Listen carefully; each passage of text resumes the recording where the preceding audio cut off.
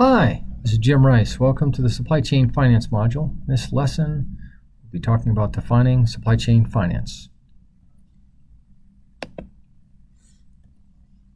Our objective here is to introduce you to the concept of supply chain finance and explain the difference between supply chain financial analysis and supply chain finance. We'll also review the principles that have made this be an emerging and important issue for organizations.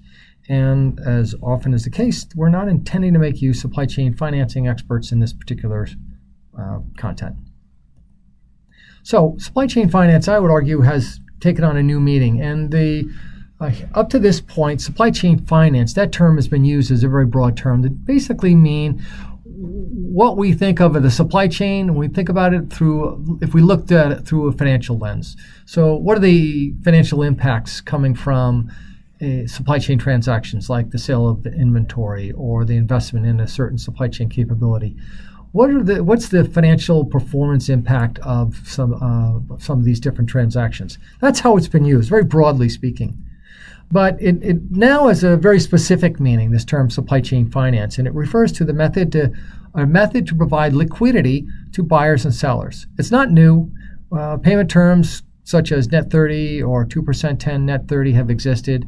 We'll explain that in a subsequent segment, but the concept is not new, but the term is new, and the extent to which it's being used is new also. We got to understand what liquidity is, and I'll use the definition from our colleagues over at Investopedia, and they say liquidity is the degree to which an asset or security can be quickly bought or sold in the market without affecting the asset's price.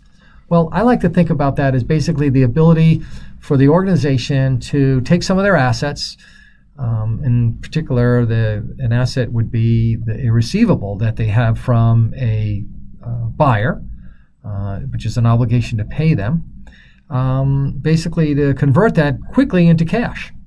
Now, other assets they may want to convert into cash would include inventory and other materials that they might have. Liquidity is really important because you need cash to operate your business, and this has become an issue now because as a result of the global financial crisis of 2008, credit is just not available to organizations in the same way as it was previously. It's not just coming at a higher cost. Sometimes the availability of cash, it's just not available. And so organizations are looking for different ways to reduce the amount of capital that they need, of cash or capital that they need. Buyers are, one way for buyers to do that is extend their payments. Those payment terms have been extended from 30 days up to 150 days. Pretty long time. And so what that means is that suppliers have to operate during that time frame up to 150 days without getting paid by that particular customer. Well, it means they need cash to operate, and again, that's why liquidity is important. That leads us up to supply chain finance, so we'll better understand it, and it's the set of solutions that allow a company to finance its own working capital. This is a definition offered by my colleagues at Politecnico di Milano. And an important point to note here is that it often leverages the role of supply chain relationships with other players in the supply chain. Basically, if a small supplier collaborates with a larger customer, and the larger customer can make an arrangement with a bank to say, hey, you know what, I have a supplier who needs cash, can you help them out? And basically trade on the creditworthiness of the larger customer that may have better credit terms, well, then that small supplier gets a benefit out of that. There are many different benefits, and just to be clear, when we talk about financing, we're talking about according to our friends at Investopedia, the act of providing funds. The funds for activities, whether they're making purchases or investing, and this often involves third parties. So supply chains are funding their operations, specifically funding their payables, and sometimes they're funding their inventory. Again, to allow them to operate, because you got to have cash to pay your suppliers, to pay your utilities, to pay your employees. Liquidity in the cash conversion cycle, worthwhile talking a little bit about the cash conversion cycle. It's one way to look at the requirement for working capital and how that capital is utilized across three different ways it's used. It's used to pay suppliers. It's used by customers when they're paying their suppliers. And of course, it's used to invest in materials and labor and salespeople to produce and sell a product. So when we think about a cash conversion cycle, we think about that time that it takes from the time an organization puts 1 unit of money in, as an investment and to when they finally get that investment returned, and usually with the sale of a product. And that cycle time is called the cash conversion cycle.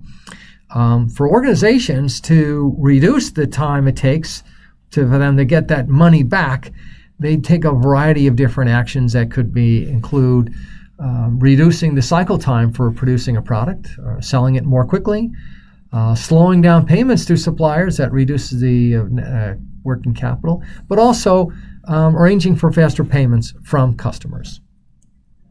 Let me give an example that might be a helpful illustration here.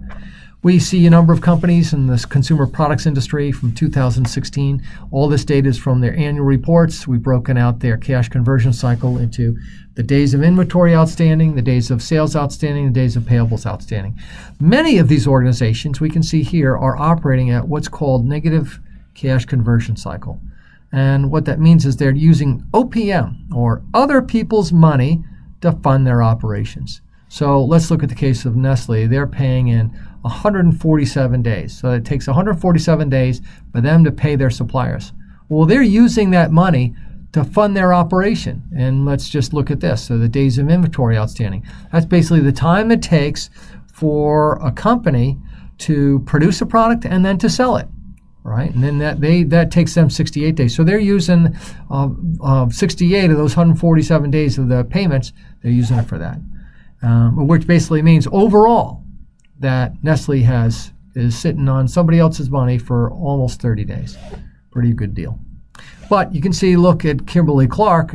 They have to fund their operation for upwards of 19 days. Now that's actually pretty good, but still they need to have cash to operate for 19 days. If you do this for other organizations, you'll see a variety of different variety of ranges, but this gives you a little bit of idea of how the cash is used, and one way to look at working capital and how it's employed by organizations.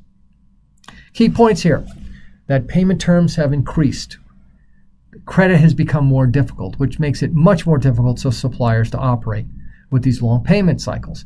Therefore, they have the need to finance some of these assets that they have, inventory or receivable, in order for them to actually operate, to fund their business, to pay their bills. Now, supply chain finance is a specific term that is now being used to describe that process where firms reach out to finance their operations. And the cash conversion cycle provides a useful illustration for how different companies can use capital.